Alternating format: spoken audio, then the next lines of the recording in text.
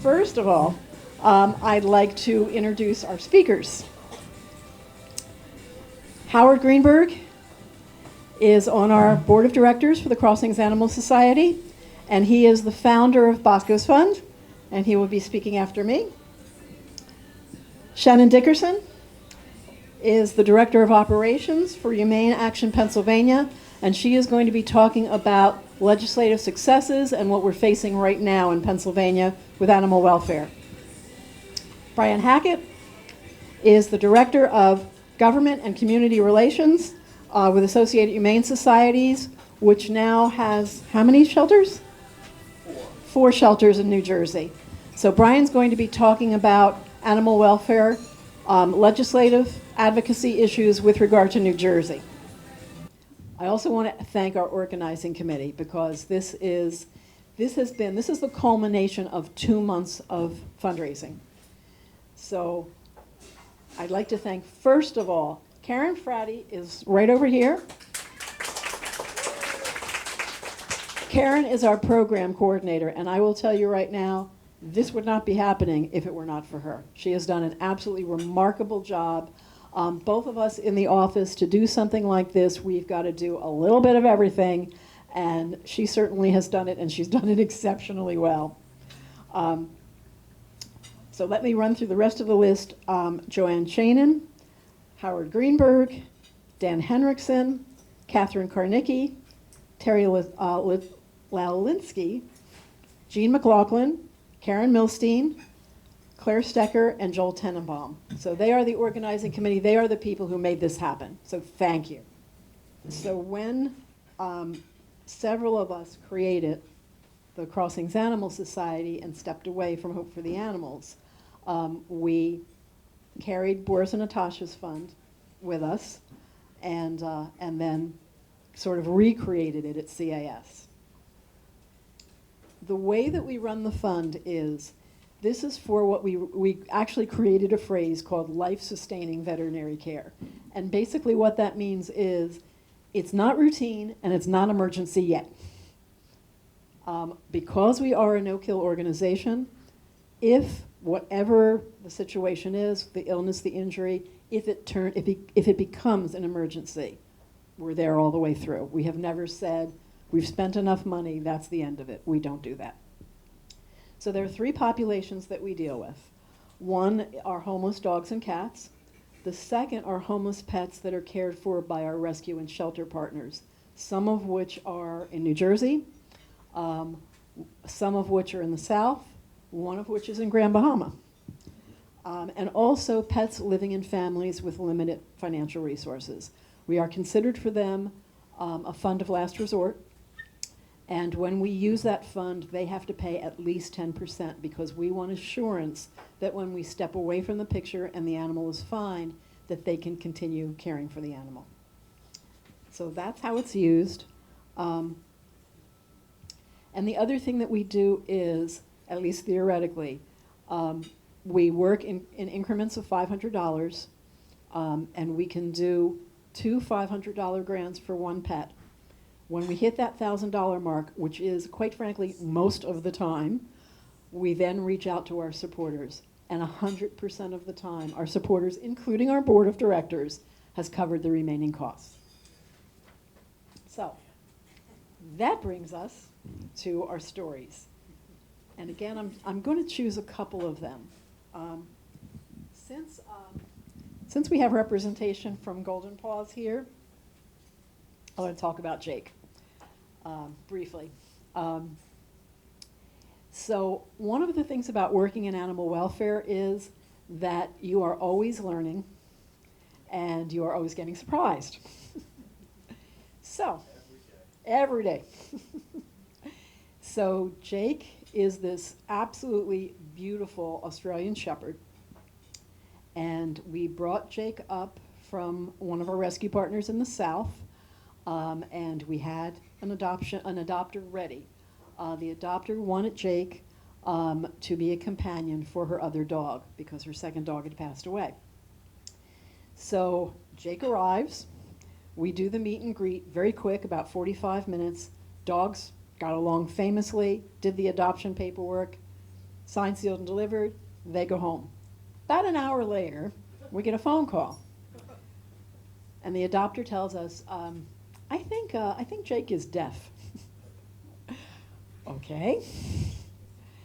So the adopter decided that because that was likely the case, she did not want to keep Jake. And we had to move very, very, very quickly. We did not have a foster available for a deaf dog. We didn't really know about deaf dogs and how they function. And like many other things that we come across, our initial reaction was, oh my God, this is terrible. Turns out not so.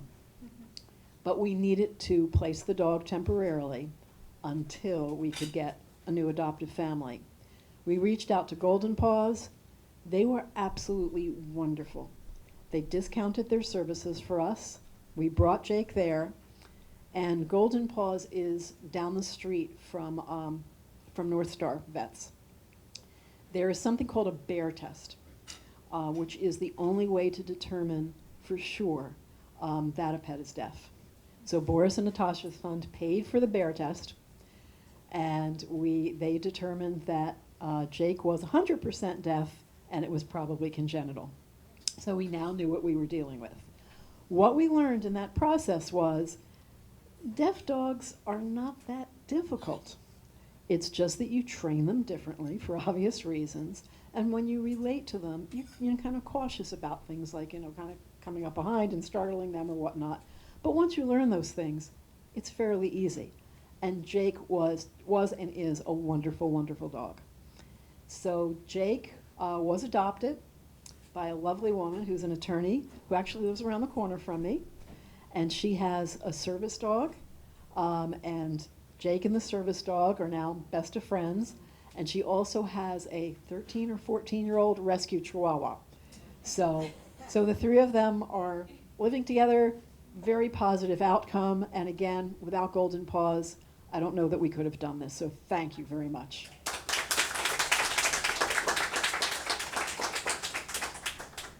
5 minutes? Okay. So we'll do my best. I'm going to get 2 stories in.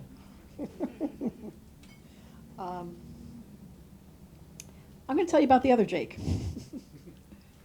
2 Jakes. This was a number of years ago, and this is one of the things about this story was we don't often get the opportunity, even though we follow up, we have ambassadors who check in on dogs and cats. We generally don't see the whole process all the way through. Jake was brought to VCA Delaware Valley by a gentleman who wanted Jake put down. Jake was, I think, about 2 or 3 years old at the time. No, Jake was 1.5 years at the time. Jake had parvo.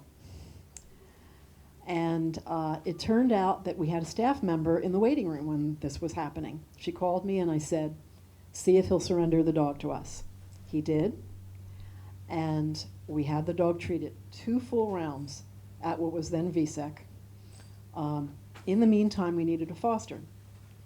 So at that time on our board of directors, there was a gentleman who was a cat lover. Mike Hunter had 7 cats, never had a dog before, and he agreed to foster Jake.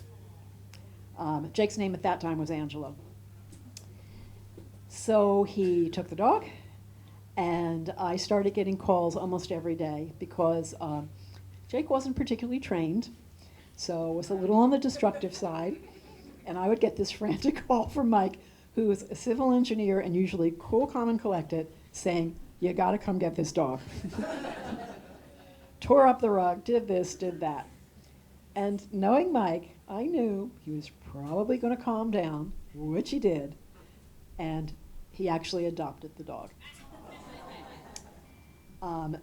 So that was, I believe, 2016, 2017, and we got a call 2 weeks ago from Mike that Jake had passed away. But parvo was completely cured.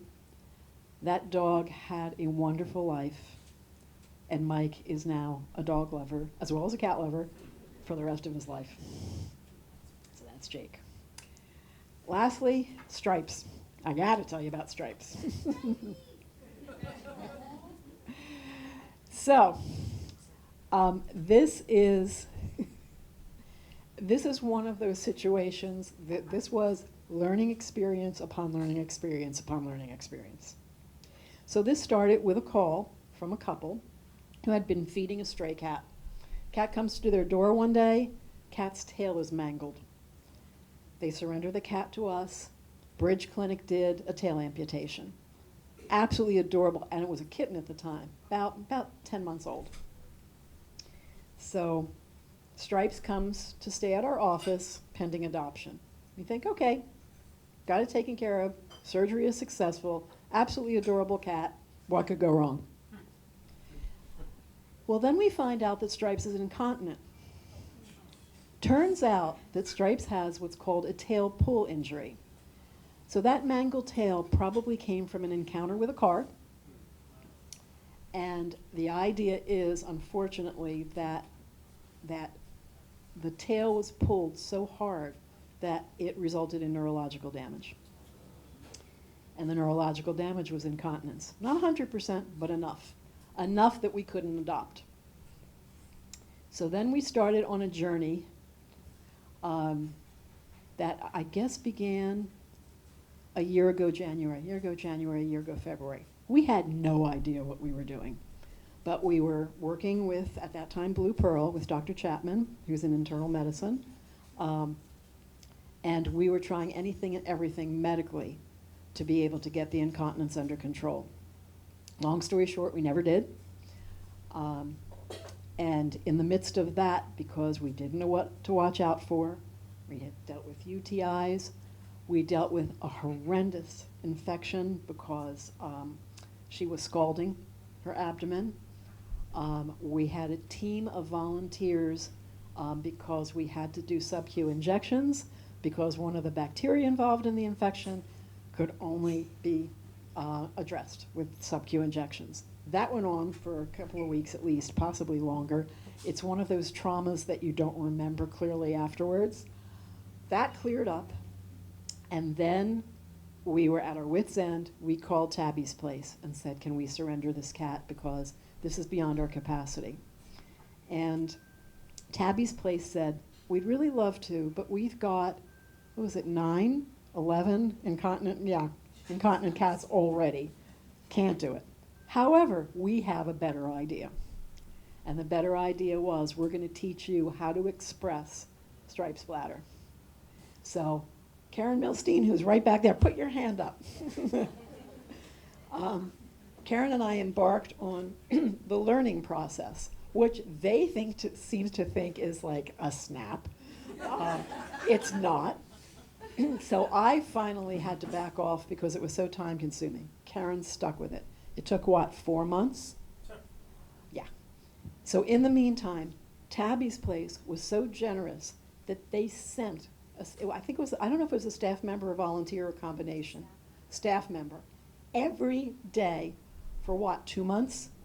Free of charge to teach us how to do it. And eventually, we got the hang of it. So the way that this works now is that Stripes is an extremely mischievous, kind of chubby cat that is going on to 2 years old. Karen comes almost every morning with a little bit of backup to express Stripes. We now know what to look out for because Stripes is going to be vulnerable to UTIs for the rest of her life. I irrigate her at night to make sure that she is dry and clean. She has her own little room that she sleeps in. We have pee pads down so we can monitor. And Stripes will be living out the rest of her life at the CAS office. So in closing, there is a slide here that just talks about when do we step in.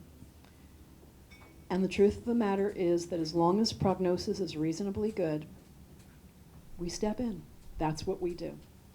And we will continue and hopefully grow Boris and Natasha's Fund so that we can help more dogs and cats with recoverable illness and injury. Okay. Thank you very much.